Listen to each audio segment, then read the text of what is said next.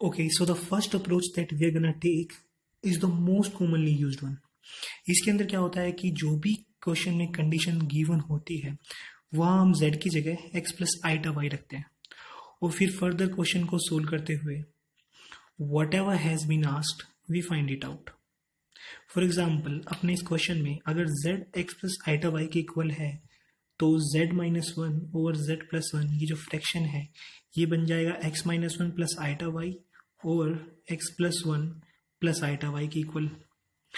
अब गिवन ये है कि ये वाला कॉम्प्लेक्स नंबर प्योरली इमेजनरी है. दैट मीन्स ये जो भी कॉम्प्लेक्स नंबर होगा इसको मैं a प्लस आइटा बी की फॉर्म में तो दिखा ही सकता हूँ. तो जब मैं इसको इस फॉर्म में दिखाऊंगा तो इसका रियल पार्ट यानी कि a it must be equal to zero क्योंकि ये प्योरली इमेजनरी नंबर है. एंड दैट मीन्स कि मुझे फर्स्ट इसको a प्लस आइटा बी की फॉर्म में दिखाना होगा. तो अगर मैं शुरू करूँ तो x minus one plus iota y और x plus one plus iota y को अगर मैं a प्लस आइटा बी की फॉर्म में दिखाना चाहता हूँ देन फर्स्ट आई नो कि I have to get rid of this complex number down here. So इसको हटाने के लिए हम क्या करेंगे, सो कॉल्ड जो रेशनलाइजेशन होता है वो कर देंगे इसके कॉन्जुगेट से, यानी कि x plus one minus iota y से ऊपर नीचे मल्टीप्लाई कर देंगे.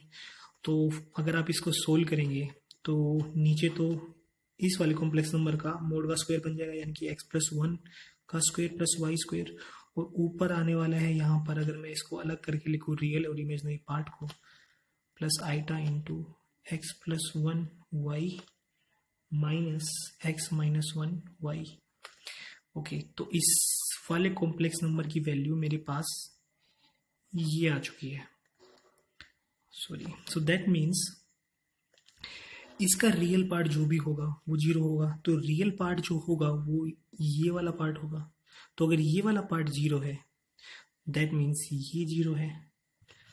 Therefore what I get is x square minus 1 plus y square equal to 0 and x square plus 1 is 1. So अगर ये 1 के बराबर है तो इसका मतलब इसका स्क्वायर रूट भी 1 के बराबर है. And this is nothing but mod z. So we got mod z equal to 1. So अपनी पिछली अप्रोच में हमने इस फ्रैक्शन को पहले x और y के टर्म्स में एक्सप्रेस किया था एंड देन इस पे प्योरली इमेजिनरी नंबर्स की प्रॉपर्टी का यूज करके हमने इक्वेशन सोल्व कर दिया था. In this approach what we are going to see is that this middle link here was not necessary. Means हम इस फ्रैक्शन पे डायरेक्टली प्योरली इमेजिनरी नंबर्स की प्रॉपर्टी का यूज करके इक्वेशन को सोल्व कर सकते थे. And if you are asking how, then let's see. So we need two things, two basic results from our theory portion. The first one is कोई भी complex number alpha अगर purely imaginary number है तो उसका modulus उसका conjugate उसके negative के बराबर होगा. And that means z minus one over z plus one का कॉन्जुगेट उसके negative means 1 minus Z over Z plus one के बराबर होगा क्योंकि ये एक प्योरली इमेजिनरी नंबर गिवन है. ठीक. सेकंड अपना जो रिजल्ट है वो ये बोलता है कि z के किसी भी फंक्शन f का conjugate f of z conjugate के बराबर होता है. मीन्स z को इन्वॉल्व करता हुआ कोई भी एक्सप्रेशन का अगर मैं कॉन्जुगेट लूँ तो वो कॉन्जुगेट उस एक्सप्रेशन में जितने भी z है उनके ऊपर आ जाएगा. दैट इज अगर यहाँ पर मैंने कॉन्जुगेट लिया है तो एक कॉन्जुगेट यहाँ से हटकर जितने भी z दिख रहे हैं मुझे उन पे आ जाएगा. मीन्स इस पे आ जाएगा, इस पे आ जाएगा. और वन पे अगर मैं बार लगाऊँ तो कोई इसका यूज नहीं है बिकॉज वन का बार 1 के बराबर होता है. तो कुल मिलाकर के मेरे पास ये रिजल्ट आ गया.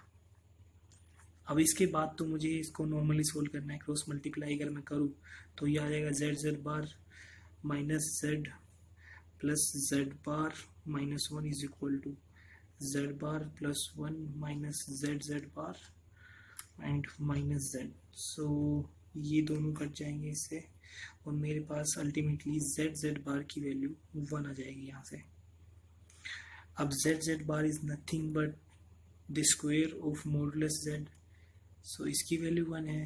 दैट मीन्स मेरे पास जेड की वैल्यू, मोड जेड की वैल्यू 1 है।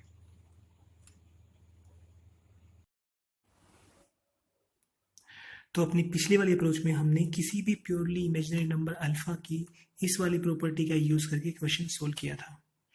Now if you recall from your theory section, there is a similar property which is followed by every purely real number beta, which says that the conjugate of beta is beta itself.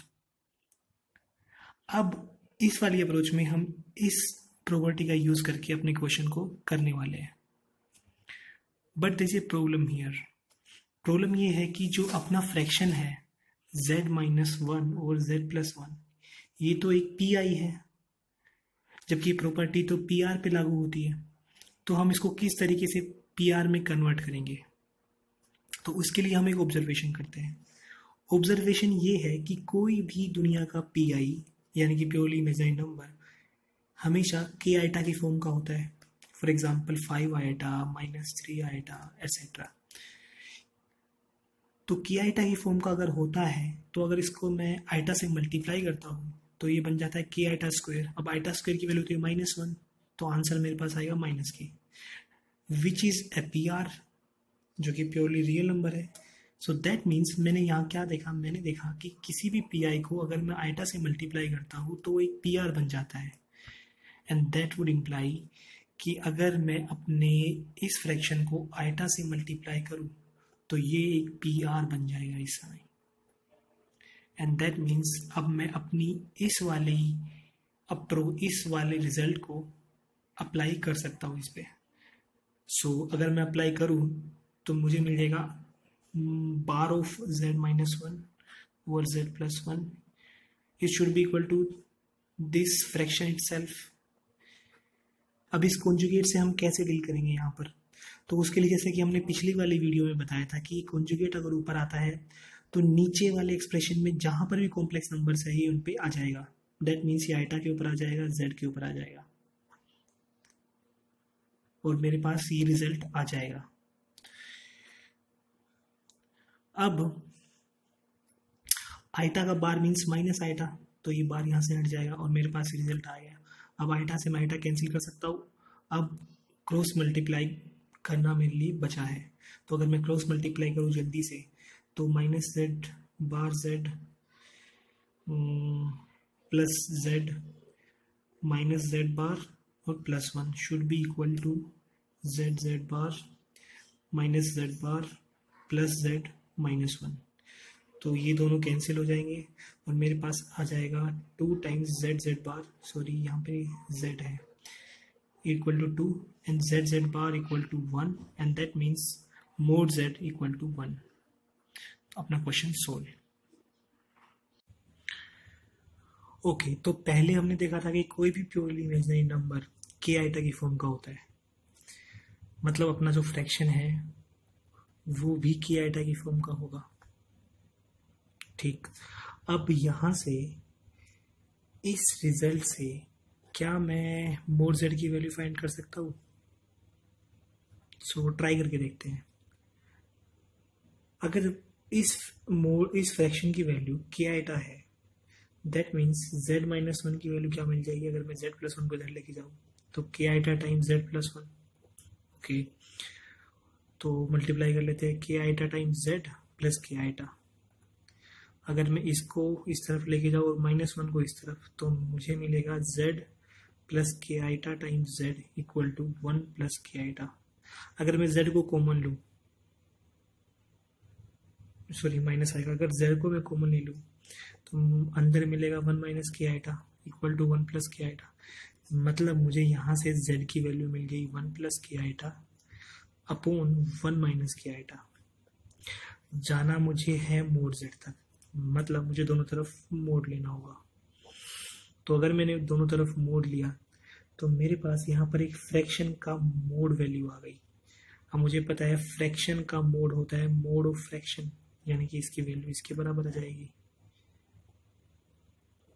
ठीक है, अब मैं एक observation ये करता हूँ कि ऊपर जो भी कॉम्प्लेक्स नंबर है, नीचे वाला इसका कॉन्जुगेट है।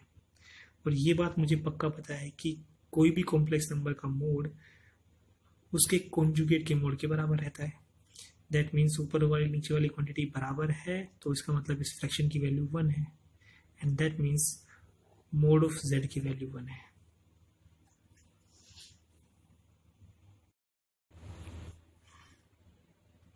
तो इस अप्रोच में हम इस क्वेश्चन को आर्गुमेंट का जो कॉन्सेप्ट है अपने कॉम्प्लेक्स नंबर की थ्योरी में, उसके द्वारा सोल्व करने वाले हैं। तो आपको ये प्रॉपर्टी पता होगा कि किसी भी प्योरली इमेजिनरी कॉम्प्लेक्स नंबर का आर्गुमेंट या तो प्लस π/2 होता है या माइनस π/2 होता है। सो दैट मीन्स अपना जो फ्रैक्शन है इसका आर्गुमेंट प्लस माइनस π/2 हो जाएगा।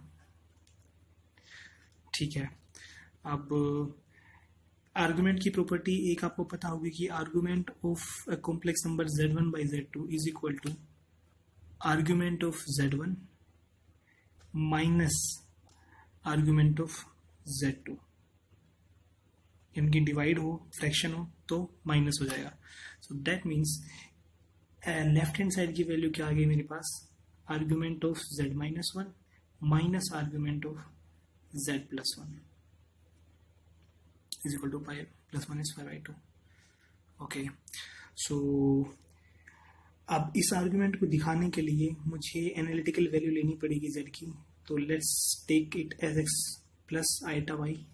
सो दैट मीन्स यहाँ बन जाएगा argument of x-1 plus iota y minus argument of x+1 plus iota y plus minus π/2। Okay, अब अगर आपको थ्योरी में पता होगा कि ये जो आर्गुमेंट होता है इस वाले कॉम्प्लेक्स नंबर का, इसकी वैल्यू हो जाती है tangent inverse imaginary part y over real part x-1, और ये बन जाएगा टेंजेंट इनवर्स y और x+1।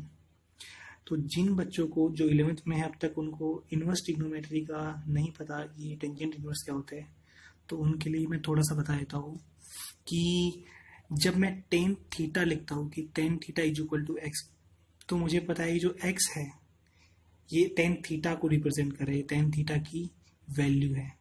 तो ये क्या है, ये एक एंगल थीटा के ऊपर टेंजेंट की वैल्यू को दिखा रहा है। फॉर एग्जांपल अगर मैं लिखूँ टेंजेंट 45 तो उसकी वैल्यू आती है 1। तो टेंजेंट 45 क्या है, 45 पे 10 की वैल्यू 1 है यहाँ पर। लेकिन अगर मुझे उल्टा करना हो, मीन्स मुझे वैल्यू गिवन दी हो कि 1 थी, तो बताइए एंगल कितना था। तो मैं इसको इस तरीके से दिखाऊंगा, इस एंगल को। तो अगर ये लिखा रहा है ये टेंजेंट इनवर्स 1, तो हम समझेंगे वो एंगल, ये एंगल दिखाएगा वो एंगल जिस पे टेंजेंट की वैल्यू 1 हो। तो मुझे बताइए तो 45 डिग्री होगा। ओके, तो यहाँ से हमने ये बात सीखी कि जब भी टेंजेंट इनवर्स दिखे या कोई भी इनवर्स दिखे, कोई भी इनवर्स फंक्शन दिखे मुझे, तो वो एक एंगल को रिप्रेजेंट कर रहा होता है। तो अगर ये एंगल को रिप्रेजेंट कर रहा है तो let's call it as θ1। Similarly let's call this angle θ2। अब मुझे पता है θ1 और θ2 का डिफरेंस प्लस माइनस π/2 है। ओके, तो अगर इस पूरे एंगल को का मैं 10 वैल्यू ले लूँ तो इधर 10 प्लस माइनस π/2 आ जाएगा, विच इज नथिंग बट, अगर मैं 10 प्लस माइनस π/2 की वैल्यू देखता हूँ तो प्लस माइनस इन्फिनिटी आ जाएगी मेरे पास। ओके, तो इस वाले साइड को हम फर्दर सोल्व करते हैं, सिंप्लीफाई करते हैं, और फिर अपना प्लस माइनस इन्फिनिटी को उसके बाद में डील करेंगे कि ये क्या दिखाना चाह रहा है। तो अगर मैं ये साइड देखूं तो ये साइड दिखा रहा है कि टेंजेंट ऑफ θ1 माइनस θ2। तो ऑब्वियसली ये तो इसका तो मुझे पता है, ये तो आएगा टेंजेंट ऑफ θ1। तो टेंजेंट ऑफ θ1 मतलब θ1 एंगल पे, यानी कि इस एंगल पे टेंजेंट की वैल्यू, वो तो ऑलरेडी मेरे पास दिया हुआ है y और x-1, तो यानी कि यहाँ पे आ जाएगा y और x-1 माइनस टेंजेंट θ2। सिमिलरली ये आ जाएगा y और x+1 अपॉन 1 माइनस θ1 इंटू θ2। तो ये बन जाएगा ये वाली चीज़।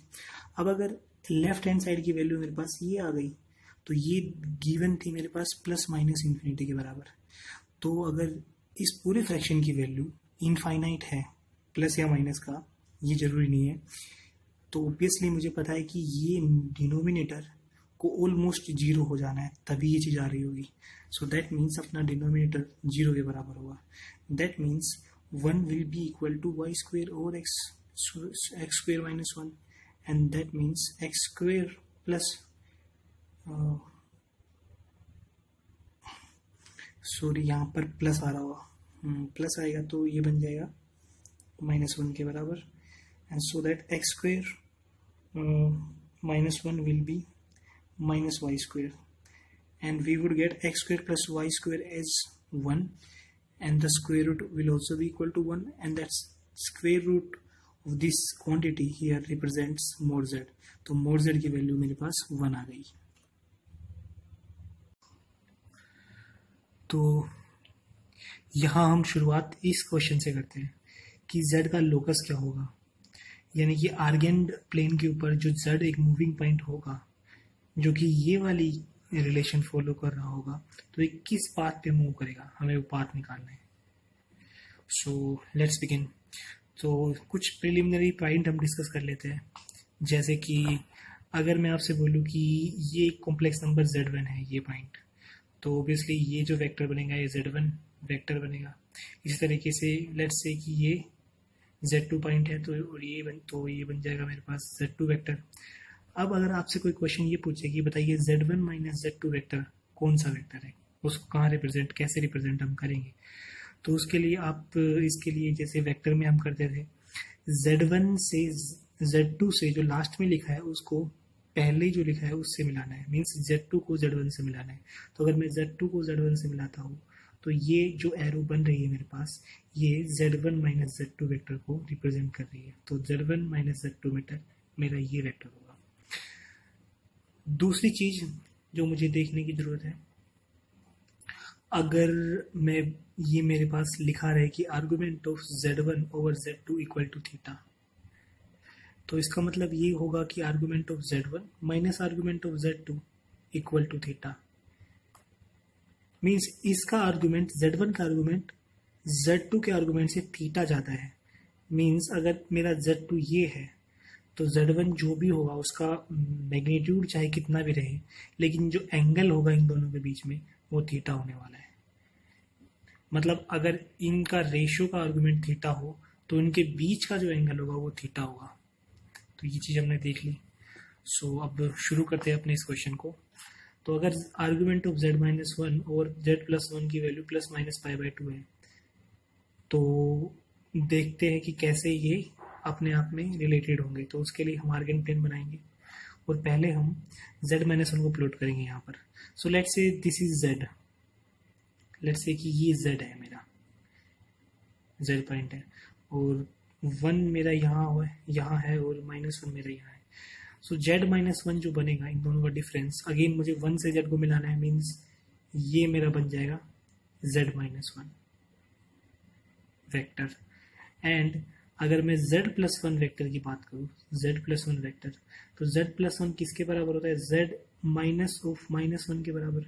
मीन्स मुझे -1 से z को मिलाना है, तो अगर मैं -1 से z से मिला दूंगा तो ये वाला वेक्टर बन जाएगा. अब क्वेश्चन ये बोल रहा है कि इस वेक्टर में और इस वेक्टर के बीच में जो एंगल है वो ±π/2 है. सो अगर माइनस वाली वैल्यू को फिलहाल के लिए इग्नोर करके केवल पॉजिटिव वैल्यू देखते हैं, तो मीन्स उनके बीच में π/2 का एंगल है. पहले पॉजिटिव वैल्यू से डील करते हैं, बाद में नेगेटिव वैल्यू का भी हम लेके आएंगे पिक्चर में. तो अगर इनके बीच में π/2 का एंगल है, दैट मीन्स इनकी जब मैं टेल को एक साथ रखूंगा, टेल को एक साथ कैसे रख सकते हैं, इस वेक्टर को मैं ऊपर उठा के यहाँ रखता हूँ तो ये बन जाएगा, इस वेक्टर को यहाँ से उठा के यहाँ रखता हूँ तो टेल से टेल मैच कर गई. तो π/2 का एंगल है, अगर एंगल है तो यहाँ पर ये वाला एंगल π/2 का होगा. अब जैसे कि आप देख सकते हैं, अगर ये एंगल π/2 का है, दैट मीन्स ये वाला एंगल π/2 का होगा. तो अब हम फाइनली रेडी है इस क्वेश्चन में समझने के लिए.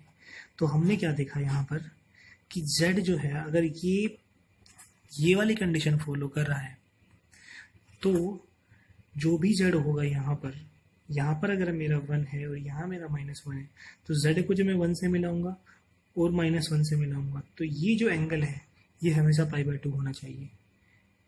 तो बताइए जेड का क्या पाथ होगा, जेड किस तरीके से मूव करेगा। तो अगर आप इस रिजल्ट को आपके दिमाग में या तो आ गया होगा या फिर अगर नहीं आया होगा तो आप सोच के देखिए जेड कहाँ पर हो सकता है। जेड यहाँ पर भी हो सकता है, तभी π/2 बनेगा। हम थोड़ा सा कॉमन सेंसिकल तरीके से देखते हैं, यहाँ पर भी हो सकता है फिर भी π/2 बनेगा।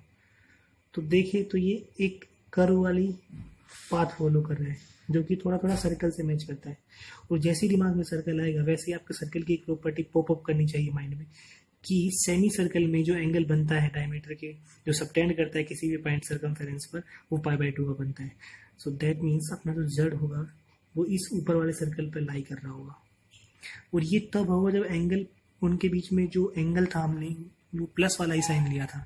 जब हम माइनस वाला साइन लेंगे तो वो नीचे वाला मेरा सर्कल पूरा हो जाएगा।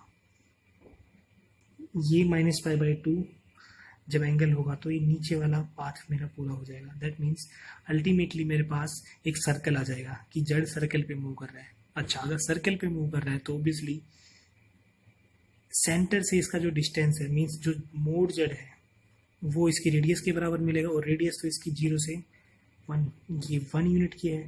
सो दैट मीन्स मेरे पास मोड जेड की वैल्यू 1 होगी। तो लास्टली हम ये वैल्यू पुटिंग वाली अप्रोच डिस्कस करते हैं। सो आप इसको एक बोनस अप्रोच समझ सकते हैं। ये कोई ऑथेंटिक अप्रोच नहीं है, जस्ट अगर आपके पास मल्टीपल चॉइस क्वेश्चंस हो या फिर जल्दी से आपको क्वेश्चन निकालना हो तो आप ये यूज़ कर सकते हैं। सो अगर z-1 over z+1 purely imaginary number है तो हम इसको सिंपलेस्ट एक प्योरली इमेजिनरी नंबर मान सकते हैं। फॉर एग्जांपल इसको आइटा के इक्वल पुट कर सकते हैं और यहाँ से मैं मोड z की वैल्यू निकाल सकता हूँ।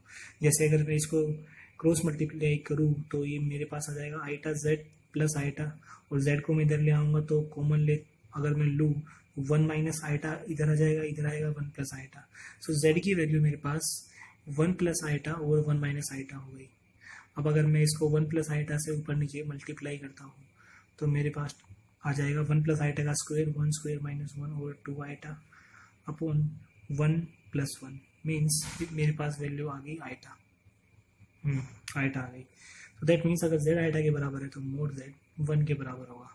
तो यहाँ से डायरेक्टली क्वेश्चन सोल्व कर सकते हैं इस तरीके से।